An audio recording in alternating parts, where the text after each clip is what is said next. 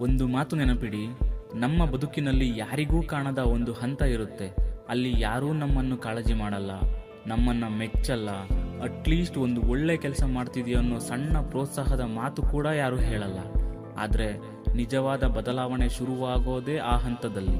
ಅಲ್ಲಿ ನಾವು ಯಾರಿಗೂ ಹೇಳಿಕೊಳ್ಳದೆ ಮೌನವಾಗಿ ಕೆಲಸ ಮಾಡ್ತೀವಿ, ನಮ್ಮ ತಪ್ಪುಗಳಿಂದ ಪಾಠ ಕಲಿತೀವಿ, ಸದ್ದಿಲ್ಲದೆ ನಮ್ಮನ್ನು ನಾವು ಕಟ್ಟಿಕೊಳ್ತೀವಿ. ಜಗತ್ತಿಗೆ ನಮ್ಮ ಯಶಸ್ಸು ಮಾತ್ರ ಕಾಣುತ್ತೆ, ಆದರೆ ಅದರ ಹಿಂದಿರೋ ಆ ಒಂಟಿ ಹೋರಾಟ ಯಾರಿಗೂ ಕಾಣಿಸಲ್ಲ. ಇವತ್ತು ನಾವು ಪಡ್ತಿರೋ ಶ್ರಮ ಯಾರಿಗೂ ಕಾಣಿಸದೇ ಇದ್ರೂ ಪರವಾಗಿಲ್ಲ. ಮಣ್ಣಿನ ಕೆಳಗೆ ಬಿತ್ತಿದ ಬೀಜ ಸದ್ದಿಲ್ಲದೆ ಬೆಳೆದು ಮರವಾದಾಗ ಇಡೀ ಜಗತ್ತೇ ಅದನ್ನು ನೋಡುತ್ತೆ. ನಮ್ಮ ಶ್ರಮ ಕೂಡ ಅಷ್ಟೇ.